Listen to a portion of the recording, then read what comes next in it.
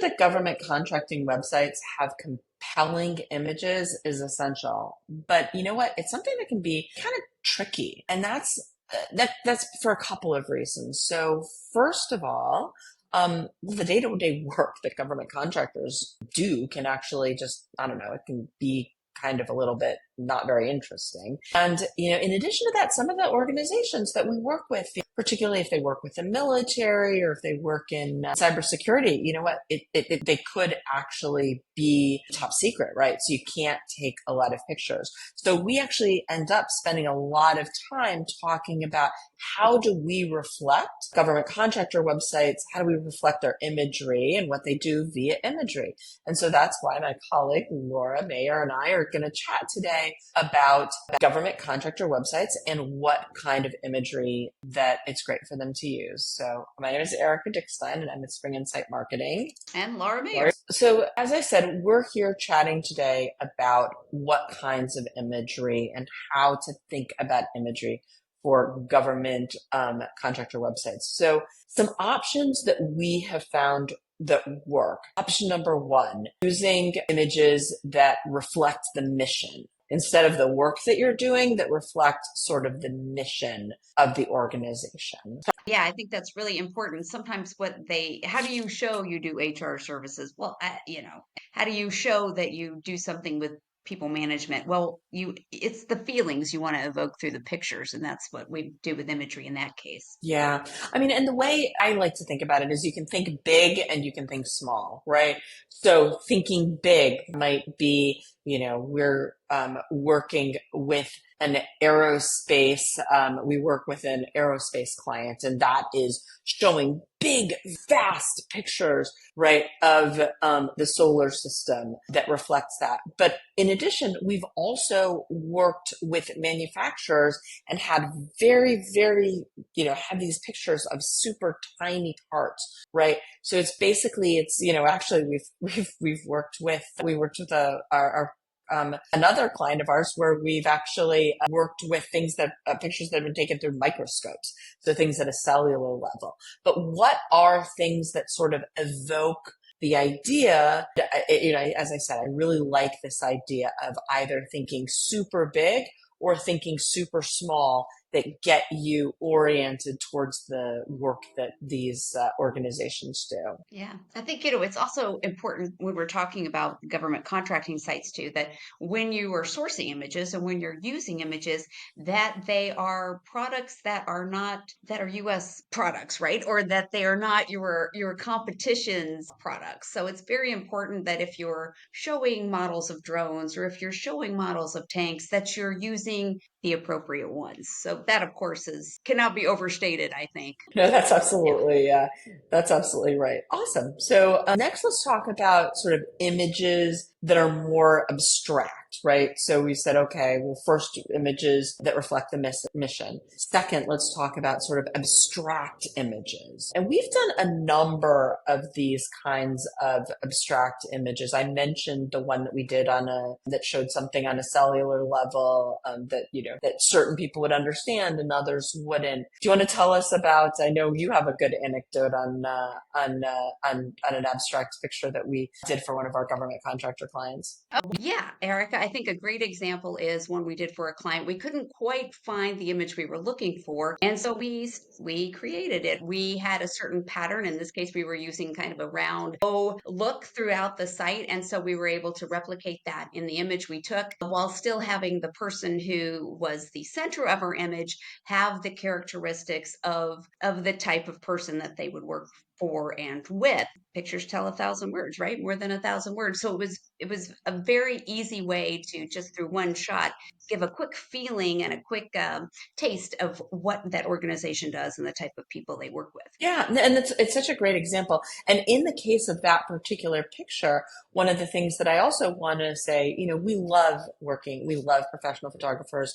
We love working with professional photographers. We love helping clients come up with shot lists for professional photographers. But that specific photograph, as I recall, was taken with a phone, by a non-professional photographer, because sometimes that's what you need, and you can mix it up. Not every picture is going to be the one that you bring in the professional for. And that one to this day serves as a hero shot on one of our client websites. Yeah, I think that's also a great point, not to get off topic here, Erica, but iPhones, Android phones, they have some great resolutions and capabilities. And someone with a good eye who can compose a good shot, you don't have to necessarily spend thousands and thousands and thousands of dollars of taking a shot. If you can just get a nice shot yourself and then maybe use a photo editing program or something like that, it can certainly be sufficient for what the organization wants to accomplish. Yeah, I think that's that's absolutely true. We're a little bit off topic, but it's such a robust topic that you can talk about for a while, which is, again, we love professional photographers, Definitely. but Always for first choice. those for those kinds of ideas though, really it's best when you have a bunch of pictures you're going to take, right? You're taking you've got a whole day shot list and you're going to go to 2 locations. That's when you want to have a professional photographer. You're looking for this one great shot. It is a perfect kind of thing to be able to take using the tools that you have at hand. Awesome. So some additional kinds of options that we have found that work very well. Infographic imagery. So basically Mhm. creating an infographic. So using statistics or whatever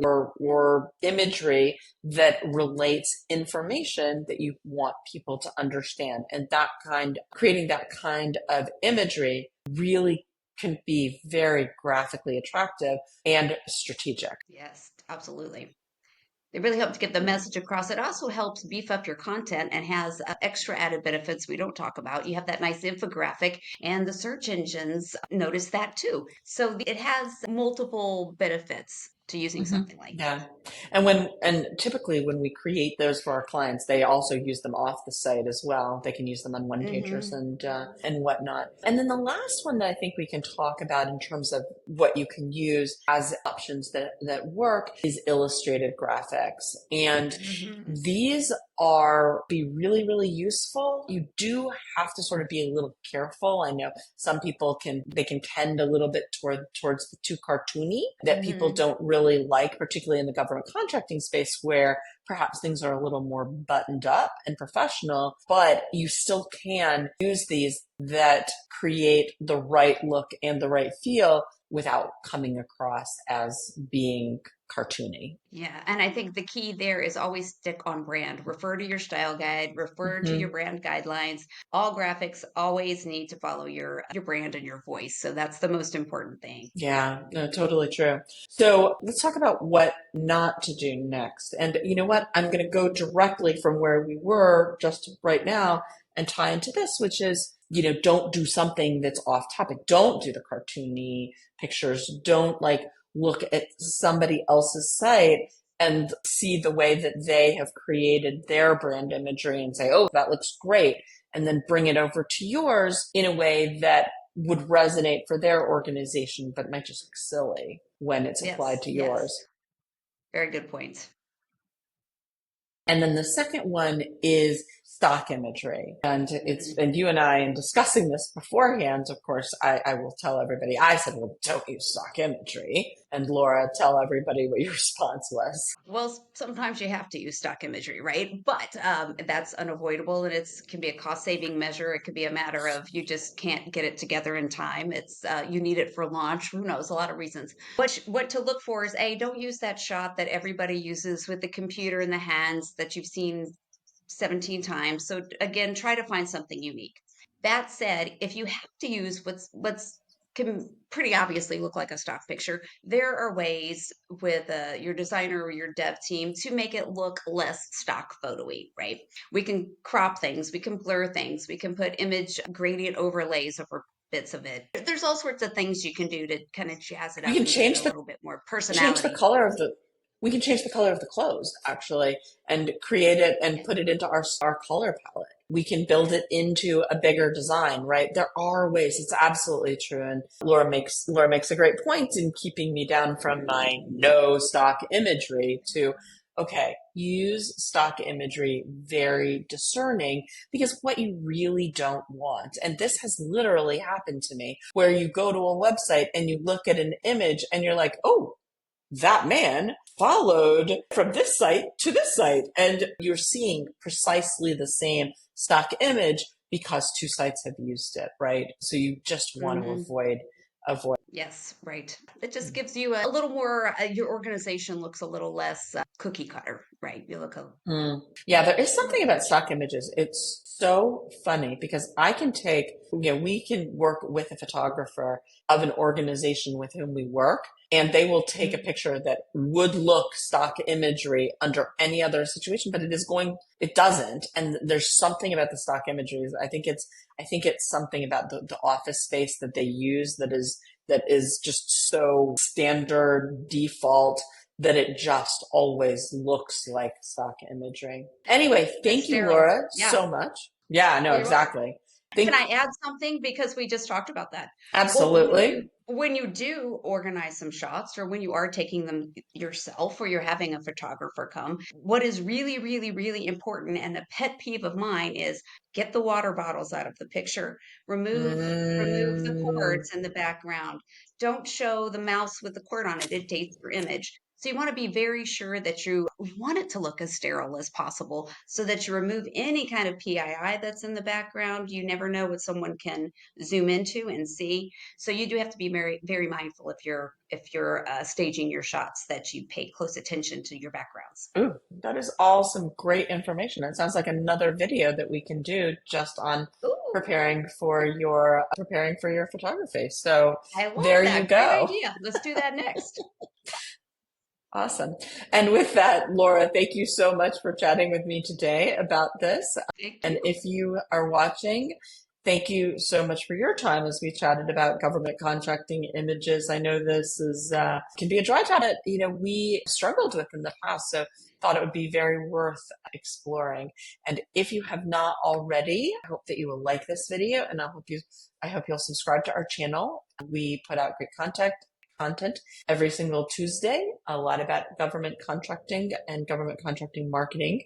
And if you would be interested in chatting with us, working with us, do go to our website, which is in the description below, and schedule a consultation. And we'll chat all about the imagery that you use and what your organization does and how we might fit into that picture.